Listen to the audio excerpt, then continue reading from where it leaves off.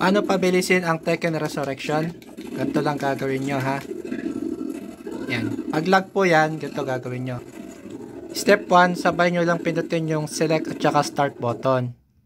And then, punta kayo dito sa game settings.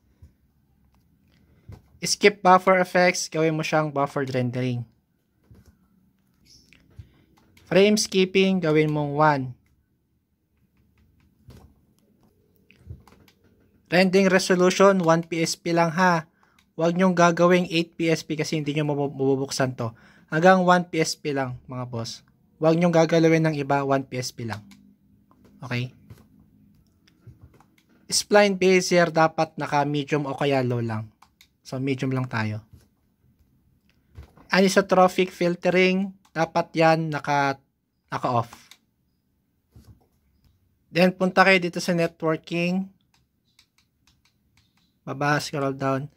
Enable network chat, dapat hindi siya naka-check. Para hindi mag-pop up yung chat. Then, balik kayo sa graphics. And then, scroll down kayo dito sa buffer graphics command. Buffer graphics command, dapat yan naka up to 1. Then, eto, click nyo lang yung yes, then X nyo lang. Babalik kayo sa menu, then open nyo lang ulit yung game.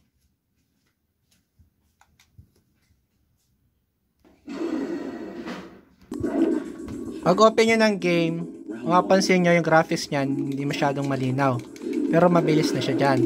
So, ang gagawin nyo, select start lang muna sabay.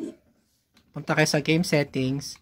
Etong buffered rendering, gawin mo siyang skip buffer effects.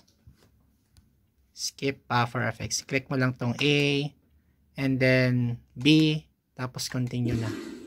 And turn to game. So, balik na siya sa original niyang graphics. So, gano'n lang para mapabilis mo yung yung Tekken Resurrection.